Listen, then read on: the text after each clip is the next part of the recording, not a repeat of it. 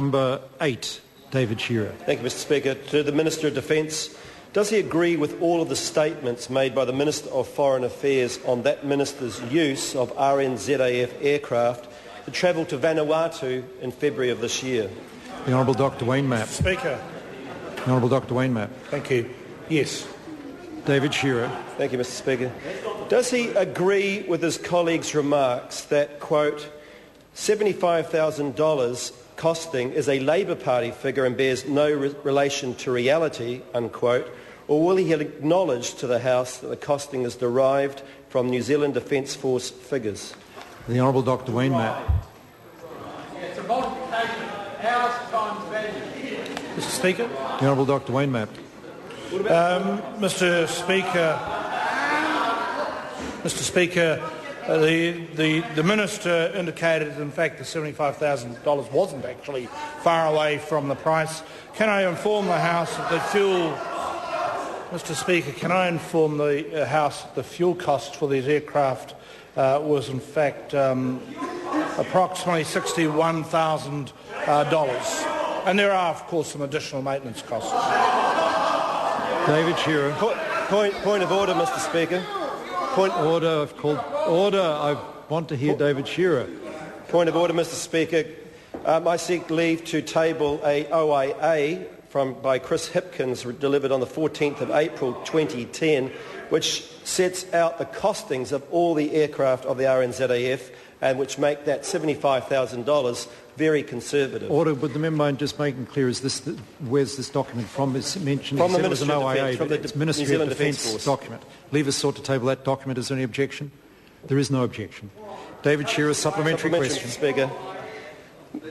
To the Minister, did he ask his colleague Murray McCulley to consider an alternative to using the Boeing 757 to fly to Vanuatu? And if so, what response did he receive? The Honourable Dr Wayne Mapp. Mr Speaker, as the Minister has said on a number of occasions, in fact, he was able to provide services to other Pacific Island leaders. Actually, it's very similar to the use of the 757 by the former Prime Minister Helen Clark, Mr Speaker. Order. A point of order has been called. The Honourable Trevor Mallard. Mr Speaker, this member has taken quite a lot of advice to draft tight questions, and this was a very tight question. This is not the flick at the end of an answer because the question has not yet been addressed. If the member needs to repeat it to make it clear to you what it was, I'm not sure that the Minister heard what it was, but he certainly hasn't started to address it yet. I'll allow the member to repeat his question so that the House can be absolutely certain. Mr. David Speaker, Shearer. To the Minister, did he ask his colleague Murray McCulley to consider an alternative to using the Boeing 757 to fly to Vanuatu? If so, what response did he receive? The Honourable Dr Wayne Mapp. Mr Speaker, it was very clear that this was the most efficient way to get to Vanuatu, and that was fully understood by myself. Mr Speaker, it was not dissimilar to the situation where the former... Order. The question asked, did the Minister ask his colleague whether he considered an alternative? Now, the Minister has direct responsibility for what the Minister's own actions, and it's within the capability of the Minister to answer that question, and I think it is a reasonable question. So the question was repeated and asked, did the Minister ask his colleague whether he had considered alternative flight array possibilities? And that's a fair question, and the House does deserve an answer. The Honourable Dr Wayne Mapp. Mr Speaker, as I indicated, the answer was clearly yes, because it was then explained to me why it wasn't appropriate. Why, in fact, it was very similar to the former Prime use of the 757. And can I say, Mr Speaker, the former Prime Minister, Helen Clark, used a 757 to go from Auckland to Apia, where she also took Pacific Island leaders and other ministers on that Pacific Island Forum trip. That is extremely similar to the current situation. And of course, Vanuatu does not have the regularity of air services that Samoa and Auckland do have. David Shearer. Mr Speaker, supplementary. From his answer, was political blogger Cameron Slater correct yesterday when he wrote that Mr McCulley turned up over 2 hours late for his departure? The Minister's got absolutely no responsibility for what blogger Cameron Slater may or may not say. That's totally irrelevant to the Minister. I'll allow the member to reword his question, though, because I don't want to deprive him. I'll hear the point of order. The Honourable Pete Hodson. I would respectfully suggest, sir, that if you were to judge the question after you'd heard it, instead of hearing the beginning of it, you may come to a different view. Well, I thank the member for his advice. I'm inviting the honourable member, though, to reword his question to make it very clearly within standing orders. David Shearer. Thank you very much, Mr. Speaker. Was political blogger Cameron Slater correct when he wrote that Mr. McCulley turned up over 2 hours late for his departure to Vanuatu? Order. The Minister's not responsible for whether or not the blogger Cameron Slater was correct.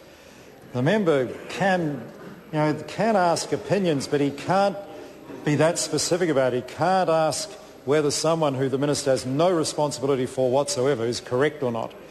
But I'll give the member another chance because Order.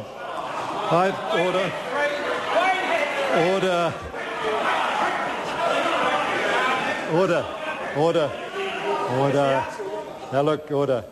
It's only reasonable. The member, I'm being, requiring him to come within standing orders, and I don't want to deprive him of the question. David Shearer. Thank you, Mr. Speaker. To the Minister,